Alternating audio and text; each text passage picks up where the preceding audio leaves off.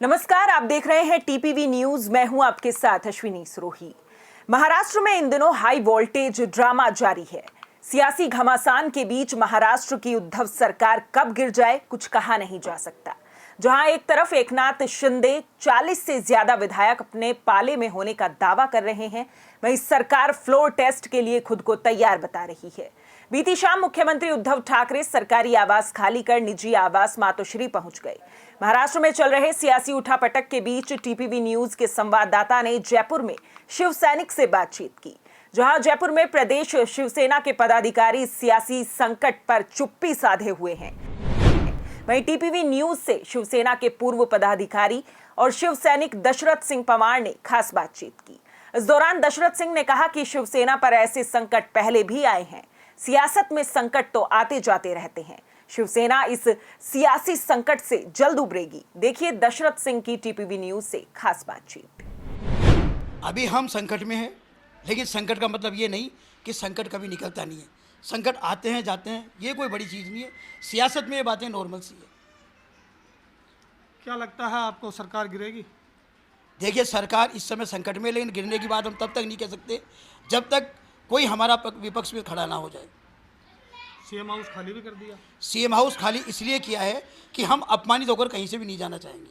और ये एक सच्चाई भी है कि इस समय शिवसेना पे इतना बड़ा संकट है कि सम्माननीय बाला साहब आज होते तो ये संकट उभरता ही नहीं, लेकिन आज संकट उभरा है तो बहुत बड़ा संकट है हमारे लिए। उद्धव जी ने मकान इसलिए खाली नहीं किया, आप ये समझो, आवास इसलिए खाली किया है कि साहब हमें कोई प्रॉब्लम है। प्रॉब्लम नहीं है। हम चाहते हैं कि कोई भी हमारा कार्यकर्ता, हमारा पदाधिकारी, हमारा शिव सैनिक यदि सीएम का दावेदार बनता है या मुख्यमंत्री की तैयारी में है तो उनके लिए खाली है, कोई तकलीफ नहीं। बाला साहब ने भी पूर्व में ये कहा है कि मेरा शिव सैनिक बनेगा तो मुझे गर्व होगा, और उद्धव साहब ने भी ये कहा है कि यदि कोई व्यक्ति काबिलियत रखता है तो सामने आओ ना, क्यों नहीं आ रहे।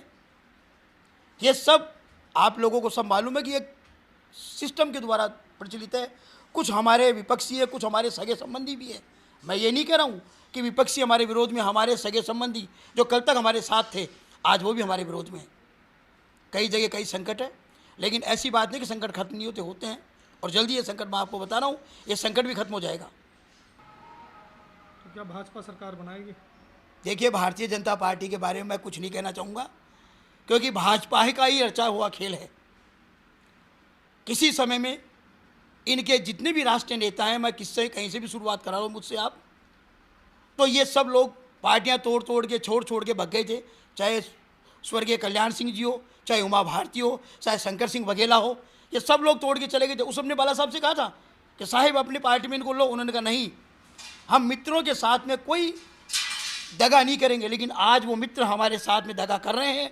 मैं स्पष्ट बात कह रहा हूँ आपको कि हिंदुत्व के बारे में भारतीय जनता पार्टी को बी भी नहीं आता। जो भारतीय जनता पार्टी को बी है उसके बारे में उनको कुछ पता नहीं है कि बी क्या है। उनसे पूछो, किसी भारतीय जनता पार्टी के किसी नेता को लाइए ना मेरे सामने, मैं बात करूं उनसे कि भाई क्या है तुम्हारे पास व्यवस्था, किस आधार पर आप लोग लड़ रहे हो। ये सिर्फ भगवान कहने से भगवान नहीं होता भाई साहब। भगवान के लिए मन तन सब कुछ भगवान करना पड़ता है, लेकिन ये मन तन की बात नहीं करे। ये सिर्फ ओनली फॉर धन। लोगों को पैसा देते हैं और अपने पक्ष में लेते हैं, कहानी खत्म। और शिवसेना के साथ भी ऐसा ही हुआ है। एकनाथ शिंदे जी से हमारी बात चल रही है। मैं आपको विश्वास दिलाता हूं कि जल्द ही ये सब मसला खत्म हो जाएगा और हम लोग विजय प्राप्त करेंगे। इस खास खबर में फिलहाल इतना ही। देश प्रदेश की तमाम बड़ी खबरों के लिए देखते रहिए टीपीवी न्यूज। नमस्कार।